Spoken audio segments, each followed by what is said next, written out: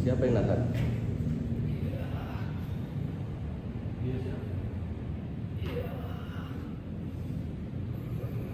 Aduh, sumpah gue merinding nyeritain ini.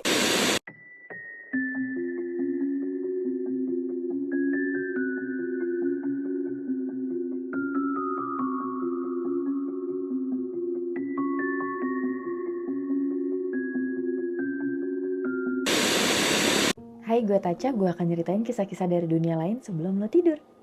Sumpah gue harus banget ceritain pengalaman gue ini ke semua orang. Karena kenapa? Ini pertama kalinya gue masuk ke gedung kosong.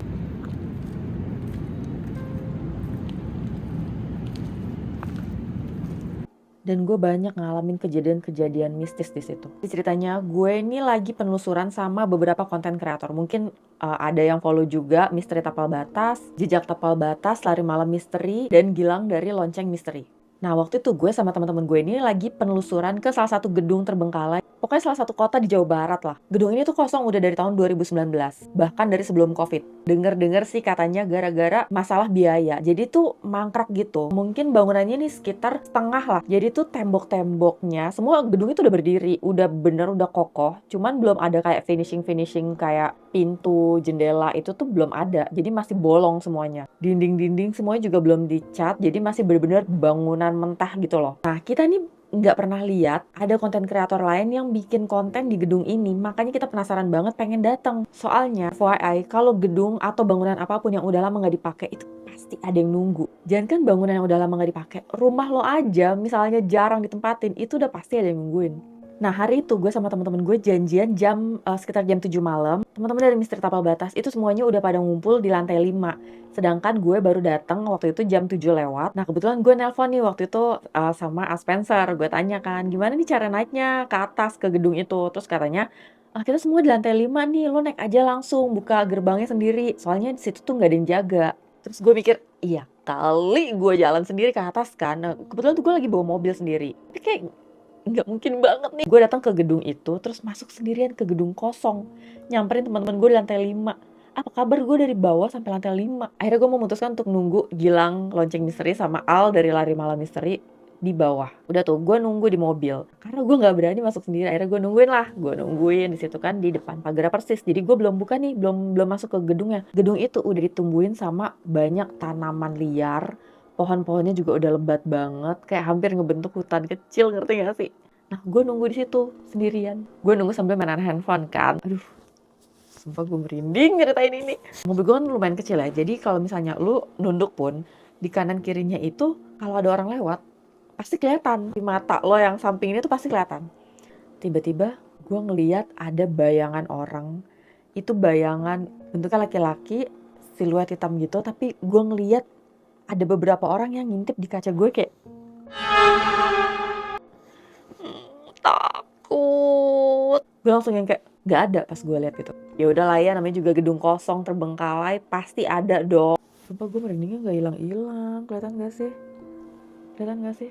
Selama mereka nggak mengganggu gue dalam bentuk gangguan fisik kayak gitu, gue berusaha untuk oke, tenang.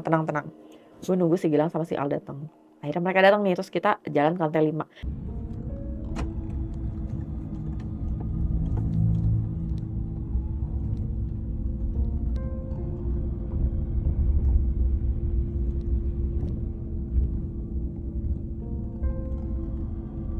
Ternyata untuk ke lantai 5 itu kita dari parkiran, kan ada remnya tuh.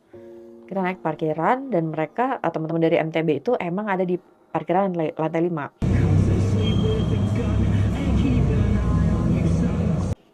Udah kita nyampe, isi perut biar nggak kosong, biar nggak gampang surupan. Nggak deng.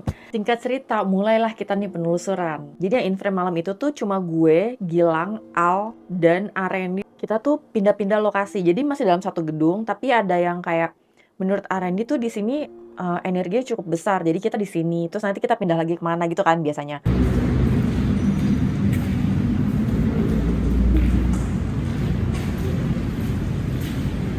Ini kalau lo mau nonton versi lengkapnya, lo bisa nonton di channelnya Jejak Tapal Batas. Nah, ada beberapa hal yang mungkin tuh nggak kerekam ya di kamera. Jadi, waktu lagi pindah-pindah lokasi itu, kita ada di swimming pool, di area kolam renang.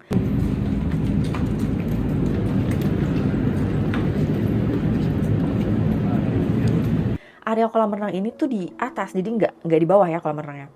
Waktu kita lagi jalan pindah dari ujung kolam renang yang satu ke ujung kolam renang yang lain, tiba-tiba bunyi lonceng. FYI, si Gilang itu, lo tau kan lonceng misteri itu di mejanya ada lonceng yang dibunyiin setiap kali mau mulai. Gilang itu bawa loncengnya. Lain lagi. Sebelum uji nyali ngumpulin dulu malahan. Dan dipegang sama timnya Jejak Tapal Batas. Pas kita lewatin si kolam renang itu, tiba-tiba loncengnya bunyi. Dan kita semua tuh denger loncengnya bunyi. Tapi lo tahu apa? Setelah bunyi lonceng itu, ada suara lain. Ada suara perempuan ngejerit, pokoknya melengking. Nah, kita tuh fokus ke suara perempuan itu. Justru nggak fokus ke suara lonceng. Tapi pas kita udah nyampe ke sisi yang satunya lagi dan kita kayak siap-siap mau mengulas si spot yang satu ini. Aduh, gue merinding sumpah. Tim Jejak Tapal Batas yang megang loncengnya Gilang itu bilang, kayaknya loncengnya nggak mungkin bunyi deh. Soalnya ada di dalam tas. dan lo tahu apa? Nih, loncengnya tuh disumpal pakai tisu dan udah digoyang-goyangin itu nggak bunyi. Nggak ada orang apa Sore. Buat duduk ya. Jadi tadi apa yang bunyi? Gak tahu. Aduh, itu tuh udah, di situ aja gue udah merinding ya. Baru gitu aja, gue tuh udah rasanya udah ciut banget jujur. Ini belum sampai lihat semua yang ada di situ. Lo harus nonton video lengkapnya karena di situ teman-teman dari Jejak Tapal Batas bakal nyeritain dengan lebih detail ada apaan aja di situ. Pokoknya gue lihat adalah sosok Kunti itu ada di jendela. Gue ngelihat ada sosok putih di jendela, kan jendelanya bolong tuh. Itu ada putih di situ, tapi pas kita senterin rame-rame itu putih-putihnya hilang. Yang di paling bawah. Iya. Gue ngelihatnya itu Kunti, tapi menurut Arendi itu adalah sosok Pocica alias pocong. Ada juga arwah dari sosok laki-laki yang terjebak di dalam gedung itu. Siapa yang nahan?